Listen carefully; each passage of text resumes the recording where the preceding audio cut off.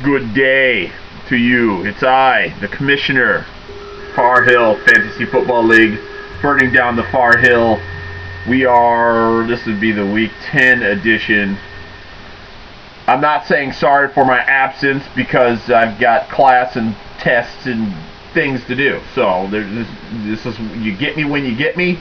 I'm available now. Here I am. So, looking down, I see that we just completed Week 9 in the Far Hill Fantasy Football League. I'm going to recap it for you. So, now that I look at this, and I just freaking do that. So I'm just going to come back over here, and before I keep going, I'm just going to look over here and make sure I get this done, and I'm going to do some stuff here. Yeah. 3, 6,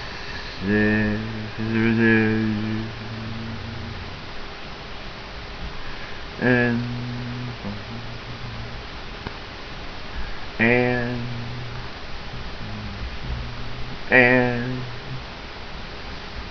isn't this good use of airtime? Yeah, right here when I forget to do things on air and I don't feel like stopping because I'll take another take, and I just don't feel like doing all these takes, so you're just gonna deal with me right now.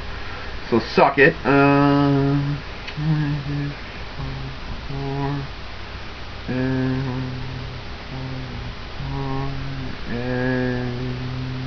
where'd he go? And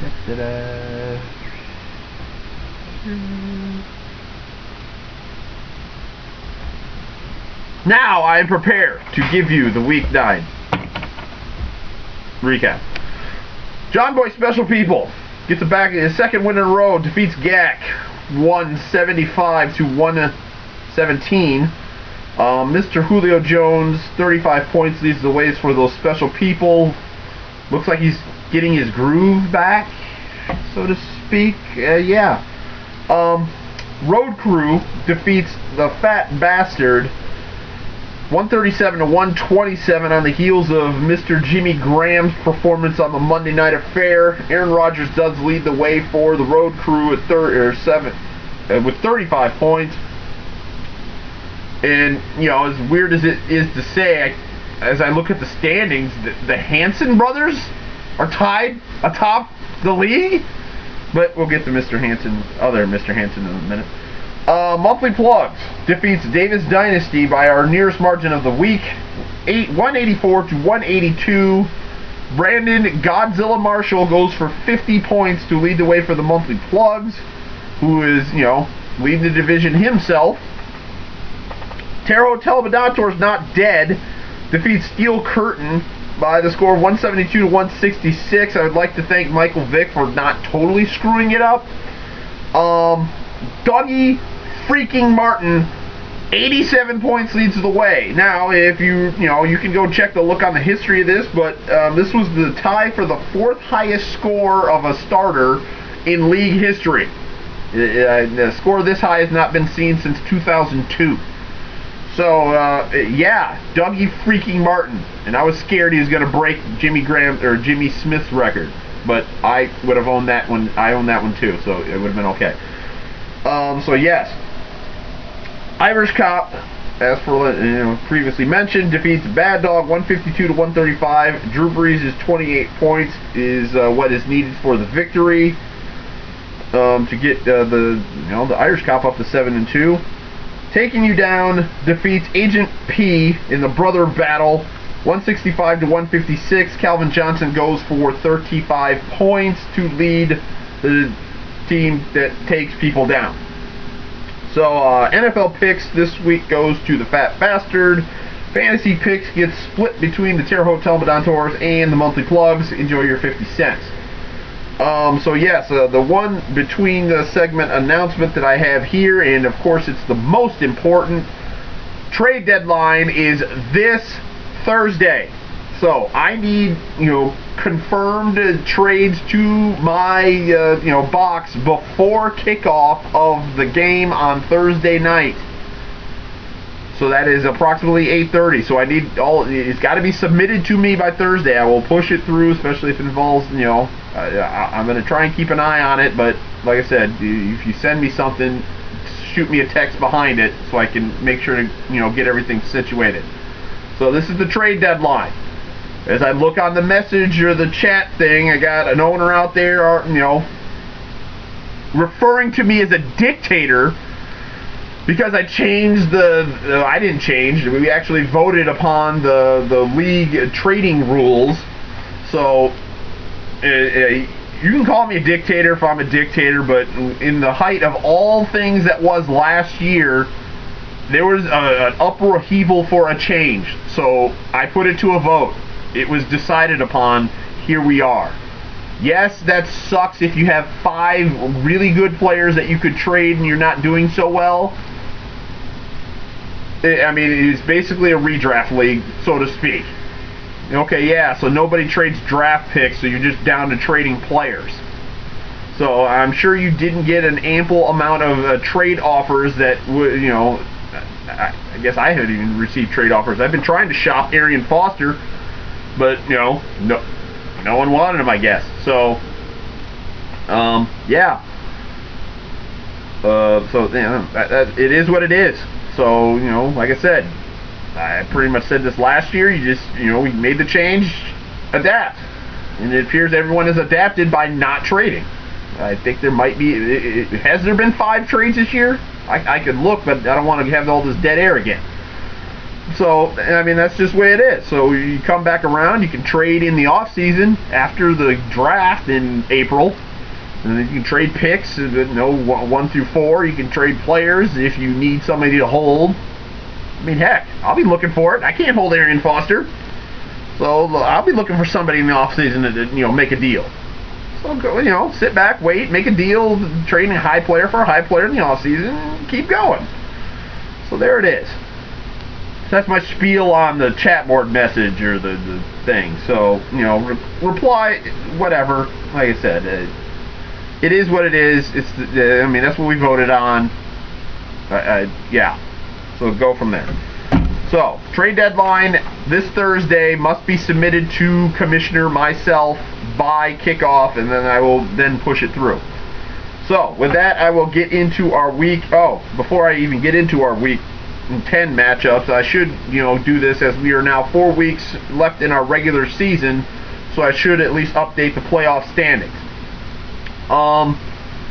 Looking at the 2 buys, well, I can tell you right now the Hanson boys has the 2 buys. I don't know who won the Hanson battle to know who's the 1 seed and the 2 seed right off the top of the hand, and I don't feel like having dead air again. So they know who they are, but they have the buys. Road Crew, Irish Cop have the 2 buys. Monthly Plugs leading the Away Boys divisions will be the 3rd seed. Now, getting into seeds 4, 5, and 6, once again, I don't know how all these tiebreakers are looking, but I see 4 teams with a 5-4 record. So, somewhere between John Boy Special People, Terror Hotel Madantors, and Agent P is going to be records 4, 5, and 6 because Davis Dynasty cannot finish ahead of the Terror Hotel Madantors at present. Just on head-to-head. So, yeah. So, at present, they would be, you know, whoever, because I know I lost to both of those 2 guys, so I would more than likely be the 6th seed, and whoever won between the Special People and the Agent P, even if they played each other, would be 4, and the loser would be 5. I would be 6. That leaves Davis Dynasty 7. So there's your updated standings as of the you know, at least the playoff position, current playoff position people. So I just want to state that as we have 4 weeks left in our regular season.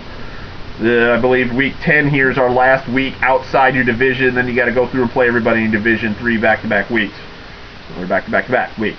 So there it is. So now, week 10 matchups. Here we go. The 5-4 John Boy Special People is going to take on the 3-6 Taking You Down. Now, I was very surprised to learn when I did this that the series is 3-1 Taking You Down. Just creepy. But that's not changing my pick. I'm picking John Boy Special People to keep it rolling. The 4-5 GAC is up against the 5-4 Agent P. Agent P leads the series 7-4. Agent P is my pick. We'll just keep going. The 7-2 Road Crew is going up against the 6-3 Monthly Plugs, which will be this week's big time matchup, I guess. Monthly Plugs leads the series 3-love. My pick is the Monthly Plugs to get himself into the bye, shooting for a bye in the first round of the playoffs discussion. A loss here probably knocks him out of said discussion. The 2-7 Fat Bastard is up against the 5-4 Davis Dynasty. Fat Bastard leads the series 2-1. I'm picking Davis Dynasty because he's come on as of late. What's going on with him? After, what is that? How many has he won? Okay, he just lost this last week, but I think he's probably rattled off 3 or 4 wins in a row after not a great start. 5-4 Telmadontours, which I am shocked that I could even say that. It's up against the 7-2 Irish Cop.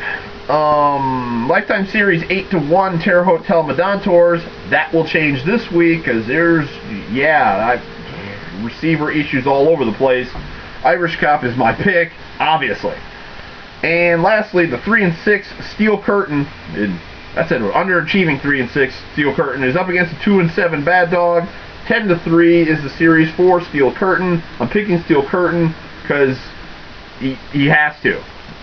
So there's week 10. So, gents, there it is. Trade deadline coming up this Thursday for all things. I would love to be made an offer, but I'm not selling. Or I'm not gonna say I'm not selling. I'm not.